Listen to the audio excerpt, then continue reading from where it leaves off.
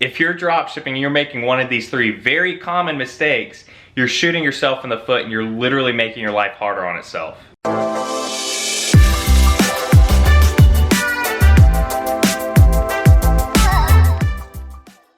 What's going on, guys? I'm Braden Wuerch. I'm here to provide insane value to you guys every day to grow you personally and financially as well. Alright guys, so it doesn't matter whether it's a beginner off the street or someone who's been in the dropshipping game for quite a while now. I'm seeing three pretty massive mistakes that if you're doing this, you are making your life so much harder. And these mistakes are actually very, very common. Back in the day, they didn't used to be as big of a deal. Now, if you make these, you're shooting yourself in the foot and you're going to make it very, very hard for you to be successful at this game. So what I want to do today is go over these three kind of big mistakes and challenges, and then I want to talk about what to do instead and avoid this. And if you go ahead and avoid this and do the things I'm talking about, you're going to make your life so much easier, guys. But before we get into it, go ahead and smash that like button for me. Hit subscribe if you haven't already. Love to have you part of the family. We're growing insanely fast, and it's all because of you guys. You guys are building an awesome community. So number one is the problem of the specific niche. Now, this is actually a two-part problem. So the first part I want to talk about is a specific niche as a whole. So going into a very specific niche right off the bat can work out great. If you have a very, very good niche, a very, very good specific niche that has winning products, you can kill it, because when you have a very specific niche and you're drawing someone to your store with an ad, they've already got on their mind that they want to buy that type of product. So, let's say that you've got a sunglasses store. If you're running an ad on Facebook for a pair of sunglasses and a potential customer clicks on that ad, they're at least interested in the sunglasses, or they wouldn't have clicked on it. So when you're drawing them to your store and they find that you've got, pretty good sunglasses for, a cheap price, they're going to want to go ahead and look around the store for more. And this is where you can really, really capitalize on getting a lot of upsells and cross-sells.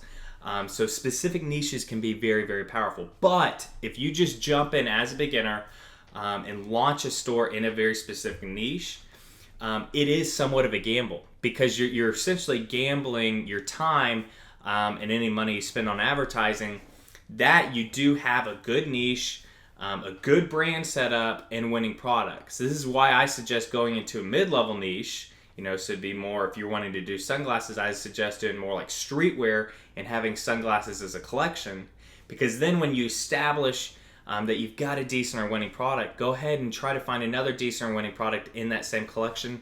Then you can go ahead and make that other store. Or you can just keep it as a mid-level niche and not ever go specific. But if you go specific from a mid-level niche, you're really, really going to be able to capitalize on upsells and cross-sells. Sometimes it's better to stay as a mid-level niche if it works better for the brand, but especially something like sunglasses, it'd work really well if you went specific. But you need to go ahead and establish that you've got a good niche first. The other part, and this is a big, big part. So it's not as big of a deal now, but I'd say about 6 months ago on YouTube, everybody was preaching going into niches that had very passionate audiences, and a big one was going into certain dog breeds. There's quite a few dropshippers that were telling beginners to go into specific, very specific niches that had a passionate audience, like a dog breed or cats, and you're going to sell like dog rings, dog necklaces, that type of stuff. Now, you can definitely get sales from this because you do have a passionate audience. First off, those are way too saturated now. Don't do it. But, in theory, you could still get sales because you've got a passionate audience. But you've got nowhere to scale. The whole point of doing these massive numbers with dropshipping is that you can scale both vertically and horizontally. And doing something so specific like that, you're not going to be able to scale a lot either way, either vertically or horizontally. You want a niche that has, one, a worldwide demand. You want to have demand outside of just the United States. And two, you want to have something that you can sell hundreds of thousands of dollars worth of that product per month. You don't want to have something that is just going to get you a few sales. And that's the problem with going into those type of niches. And I'm still seeing people make those mistakes, and it's not your fault if you are making that mistake. There's been a lot of information that, one, is now outdated, and two, some of it was just bad information from the start. So don't do something incredibly specific based around a niche like a certain dog breed or something like that from the very start, unless you're just trying to go ahead and get good practice before starting a real store, which I don't know why you do that, but definitely don't do that. So then this leads into number 2, which is the general store problem. So I'm not saying you can't still make sales with general stores. I've got a couple friends that they have general stores that perform very, very well. But the problem is dropshipping has gotten a lot more saturated, and a big niche that everybody goes into isn't a niche at all. It's a general store. If you're going into doing a general store, don't just go ahead and, use a free theme like Brooklyn, add 60 to 150 products and call it a day and then just be testing products. It's not going to work well for you if you do that. If you do a general store, one, you still need to focus on a brand. Brand out your general store. Walmart itself is a brand, so go ahead and focus on a brand. 2, I now highly, highly, highly suggest a paid theme if you are going the general store route. For mid-level niche and specific niche, I don't think it's as important. I've got a free theme on one of my biggest stores that converts very, very well, but it is in a niche. For a general store, you're going to want a theme that can really, really support a lot of drop-down menus, a lot of collections, can really organize things well, because you're going to need to go ahead and add a lot of products. And that's another problem I see with general stores, is that people just aren't adding enough products. They're going ahead and having 60 products on the store and calling it that. If you have a general store, you really, really need to have quite a few products. One, to go ahead and when you drive traffic to your store, you can go ahead and try to see if there's a winning product based off of where people are going, looking at the pages on your store. And we've talked about this in another video, how you can find winning products by just driving traffic and letting people go ahead and search around on your store. But you're going to need to be able to test a lot of products in a lot of different niches and collections. That's the whole power of a general store. And I'm seeing a lot of people just essentially throwing up a store in just a few hours, using a free theme.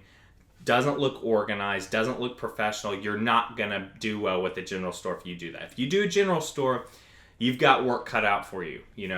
Back in the day, it was easy to just throw one up, have a decent or winning product, and you're good to go. Not anymore. You have to go ahead and really, really put in the work for a general store to make it work. And this also goes for a mid-level niche and for some specific niches even. I'm seeing not enough people adding enough products. You can definitely make sales with one winning product on your store, just a couple, but you're really, really going to benefit from upsells, cross-sells, finding other decent or winning products automatically and everything. If you go ahead and you have more products on your store, it makes it feel really complete, especially as a mid-level niche. All right, number 3, this is a big one. And the reason for this is also because it's been information that's been put out on YouTube for months and months and months now. And myself, along with some of my friends that they do pretty big numbers with dropshipping, we don't understand how this is even, a problem still, because it's just bad information. So, the big problem is that, people are taught on Facebook with Facebook ads to go ahead and target the big 5.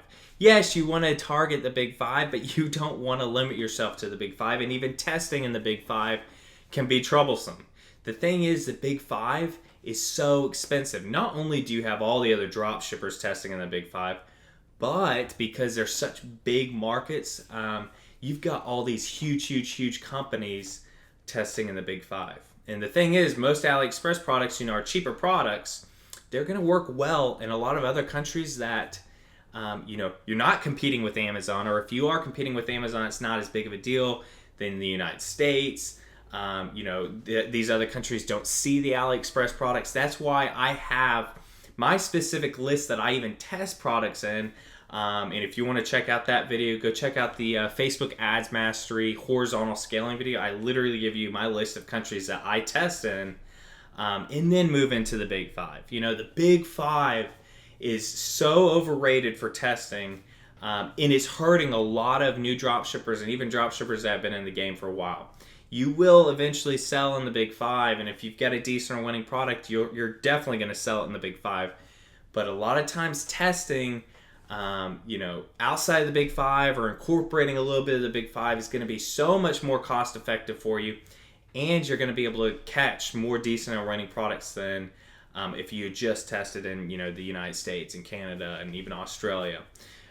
So definitely go ahead and think about moving out even when testing. And this goes into another point of always sticking with the big five and never scaling horizontally. If you guys have been following me for a while, you know that big reason I've been successful, and one thing that I harp on and preach a lot, is scaling horizontally around the globe, not just focusing on the big five and scaling vertically. Yeah, you're going to do that, but if you want to do those 6-figure months, scale horizontally around the globe. Find 20 plus countries that you can sell that product in very powerfully, and you guys will kill it. So don't just focus on the big five.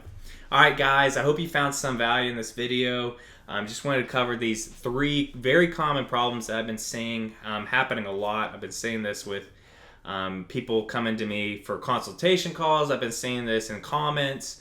So just go ahead and stay away from these problems, guys. You'll make your life so much easier if you go ahead and just steer clear of these old problems that I've been putting out on YouTube. All right, guys, if you could, please go ahead and leave me a like on this. Hit subscribe if you haven't already. Leave in the comments, if there's another big problem you're seeing, or you're struggling with anything, leave that down in the comments. I'd love to go ahead and answer your questions. Keep grinding, y'all, and I'll see you in the next video.